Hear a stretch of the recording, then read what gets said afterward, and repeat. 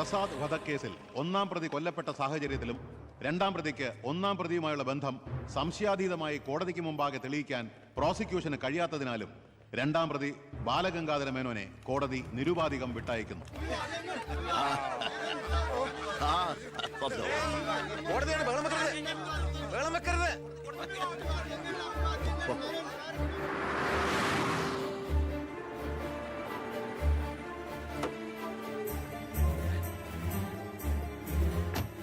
ലക്ഷ്മി, ലക്ഷ്മി, അറിഞ്ഞോ നീയെ?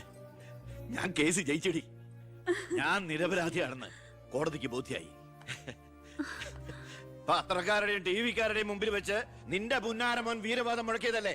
ഞാൻ നിരപരാധിയാണെന്ന് തെളിഞ്ഞാൽ എനിക്ക് വേണ്ടി മന്ത്രിസ്ഥാനം രാജിവെച്ച് ഒഴിഞ്ഞോളാമെന്ന് നീ ചെന്ന് പറയടി അവനോട് രാജിവെക്കാൻ. നിങ്ങൾക്ക് എന്താ ഭ്രാന്ത് പിടിച്ചോ? ഭ്രാന്തായിരുന്നടി, അധികാരം കയ്യില്ലാത്ത എന്റെ ഭ്രാന്ത്.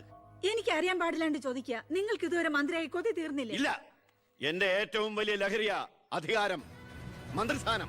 മനസ്സിലാവില്ല നിനക്കൊന്നും. എനിക്ക് മന്ത്രിയായിട്ട് തന്നെ ജീവിക്കണം, മന്ത്രി കസേരയിൽ ഇരുന്ന് തന്നെ മരിക്കണം. നിനക്കറിയോ, അധികാരം നഷ്ടപ്പെട്ടത് മുതൽ മനസമാധാനത്തോടെ ഞാൻ ഉറങ്ങിയിട്ടില്ല. വീണ്ടും മന്ത്രിയാകുക എന്നുള്ള എന്റെ ഒരു വാശിയടി. നീ അവരോട് വാക്കുപാലിക്കാൻ റെഡി. ഇതൊക്കെ നേരിട്ട് ചെന്ന് പറഞ്ഞാ മതി. എന്താ നിനക്ക് പറഞ്ഞാൽ? എന്നെ കൊണ്ട് പറ്റില്ല, അത്ര തന്നെ. ഓ, മന്ത്രിസ്ഥാനം പോയതോടെ നിനക്ക് പിന്നെ വേണ്ടതായില്ലേ? എന്നെ അനുസരിക്കാൻ കഴിയില്ലെങ്കിൽ പൊയ്ക്കോ ആഭ്യന്തരമന്ത്രിയുടെ വീട്ടിലേക്ക്. ബാക്കിയുള്ള ജീവിതം മോന്റെ കൂടെ തന്നെ ആവട്ടെ. അച്ഛാ, എന്താ അച്ഛാ ഇങ്ങനെ? അച്ഛനൊഴികെ ഈ നാട്ടിലെല്ലാവരും വാനോളം പുകഴ്ത്ത ഏട്ടന് ഇങ്ങനൊരു മന്ത്രിയെ കിട്ടിയതിൽ അഭിമാനിക്കുക. മക്കൾ തങ്ങളെക്കാൾ വലുതാവണമെന്ന് എല്ലാ അച്ഛനമ്മമാരുടെ ആഗ്രഹം. പക്ഷെ അച്ഛൻ അസൂയ, മകൻ തന്നേക്കാൾ വലുതാവുന്നുള്ള എന്റെ അസൂയ.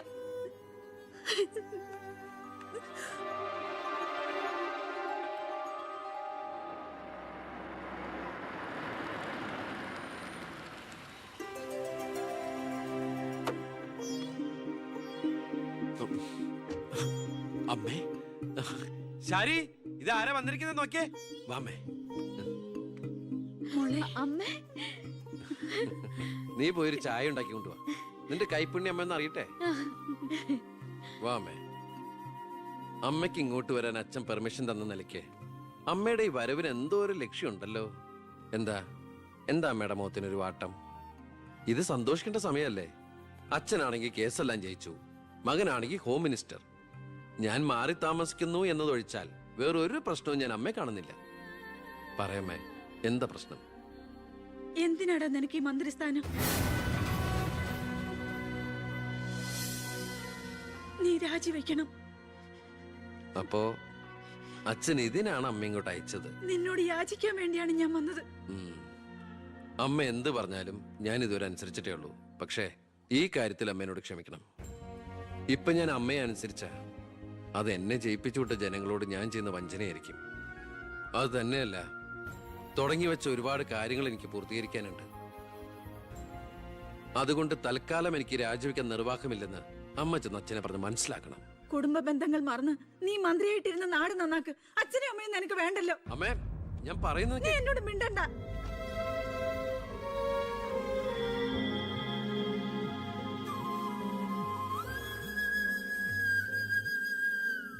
ഇല്ല, അവൻ രാജിവെക്കില്ല. അവൻ രാജിവെക്കുമെന്ന് കരുതിയ നമ്മളാ മണ്ടന്മാർ. ചക്കരക്കുടത്തിലല്ലേ കൈയിട്ടിരിക്കുന്നത്. അധികാരത്തിന്റെ മത്ത് പിടിപ്പിക്കുന്ന സുഖം അവനും അനുഭവിച്ചു കഴിഞ്ഞു. ഇനി അച്ഛന് വേണ്ടി സ്വന്തം സുഖങ്ങൾ ഉപേക്ഷിക്കാൻ മാത്രം വിഡ്ഢിയൊന്നും അല്ലവൻ. സ്വന്തം കുടുംബത്തിൽ വരെ റെയ്ഡ് നടത്തി അവൻ പ്രശസ്തി പിടിച്ചു പറ്റിയില്ലേ? ഇപ്പൊ പത്രക്കാരും ചാനലുകാരും എന്തിന് പ്രതിപക്ഷം വരെ അവനെ പൊഴുത്തുകയല്ലേ? അവൻ നാട് നന്നാക്കുക എന്തു വേണമെങ്കിലും ആയിക്കോട്ടെ, പക്ഷെ നമ്മുടെ കുടുംബത്തിൽ ഒരു അംഗമെന്ന ഒരു പരിഗണന ഇനി അവന് കൊടുക്കാൻ പാടില്ല. അച്ഛന്റെ മനസ്സറിയാൻ കഴിയാത്തവന് പടിക്ക് പുറത്താ സ്ഥാനം. അച്ഛൻ നോക്കിക്കോ, ഈ ചിറ്റാരിക്കര മണ്ഡലത്തിൽ വീണ്ടും ഒരു ഇലക്ഷൻ ഉണ്ടാവും അച്ഛന് മത്സരിക്കാൻ വേണ്ടി. അച്ഛൻ മുഖ്യമന്ത്രിയാകുന്നത് എനിക്ക് കാണണം. എങ്ങനെ? പുരയ്ക്കുമേതെ ചാഞ്ഞു നിൽക്കുന്നത് പൊന്നു കായ്ക്കുന്ന മരമാണെങ്കിൽ പോലും അത് വെട്ടിക്കളയണമെന്ന പ്രമാണം.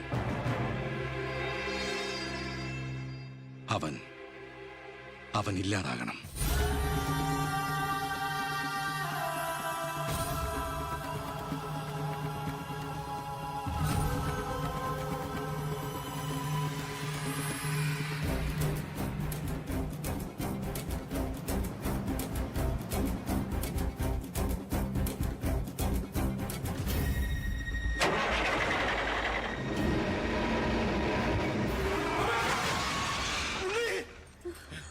എന്താ എന്തു പറ്റി?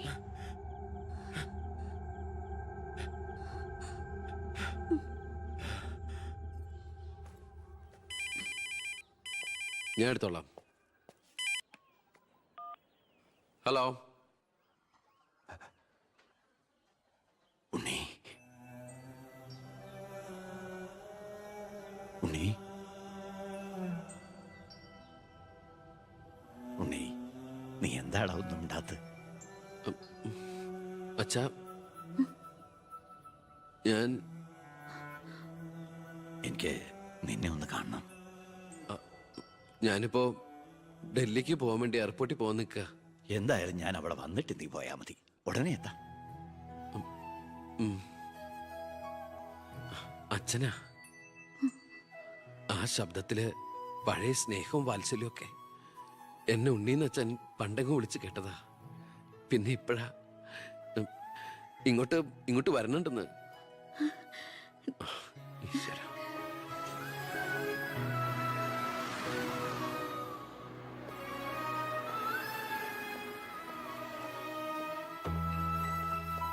ഞാൻ കാരണം നിന്റെ യാത്ര ബുദ്ധിമുട്ടായി അല്ലേ? ഇല്ല, ഞാനത് അടുത്ത ഫ്ലൈറ്റിനാക്കി.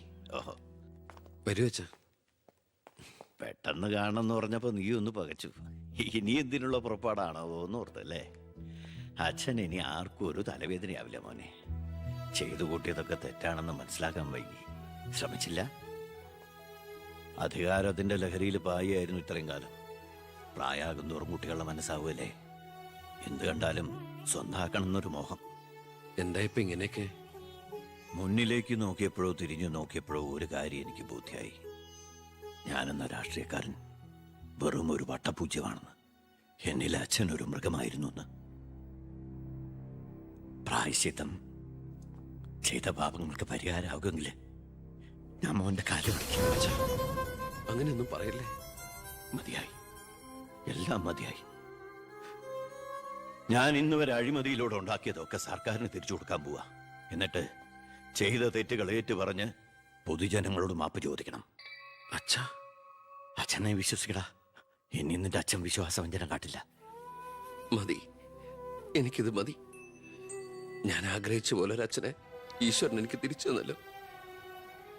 അറിഞ്ഞോ അറിയാതെയോ അച്ഛനെ ഞാൻ വേദനിപ്പിച്ചിട്ടുണ്ടെങ്കിൽ അത് ഇങ്ങനെ ഒരു അച്ഛൻ്റെ മകനായിട്ട് ജീവിക്കാൻ വേണ്ടിയിട്ടാ. ഇനി എൻ്റെ അച്ഛന് വേണ്ടി ഈ സ്ഥാനമാനങ്ങളൊക്കെ ഉപേക്ഷിക്കാൻ എനിക്ക് സന്തോഷമേ ഉള്ളൂ. വേണ്ടടാ, എനിക്ക് ഇനി മന്ത്രി ഒന്നും ആകണ്ട. നീ ആ ശരി. നിന്നെപ്പോലുള്ള ചെറുപ്പക്കാരാണ് ഇനി ഇവിടെ ഭരിക്കേണ്ടത്. അടുത്ത തലമുറ നിന്നെ മാതൃകയാക്കുന്നത് നിറഞ്ഞ മനസ്സോടെ എനിക്ക് കാണണം. എന്നിട്ട് ഇങ്ങനെ ഒരു മന്ത്രിയുടെ അച്ഛനായിട്ട് ഇനിയുള്ള കാലം അഭിമാനത്തോടെ എനിക്ക് ജീവിക്കണം. ആ മോളെ, വന്നു കയറിയ മഹാലക്ഷ്മിയെ ആട്ടിപ്പായിച്ചവനാ ഞാൻ. എല്ലാ സൗഭാഗ്യങ്ങളും നിങ്ങൾക്ക് ഈശ്വരൻ തരും. നന്നായി വരും. ഉണ്ണി, ഇപ്പൊ എനിക്ക് മനസ്സിന് എന്തൊരു സ്വസ്ഥതയാണെന്നറിയൂടാ. ഇനി എനിക്കെല്ലാം മറന്ന് സമാധാനമായിട്ട് ഉറങ്ങണം. വരട്ടേടാ. ആ, നീ ഡൽഹി യാത്ര കഴിഞ്ഞ് തിരിച്ചു വന്നാൽ ഉടൻ 2 പേരും തറവാട്ടിലേക്ക് താമസം മാറണം. പറ്റേ മോളെ?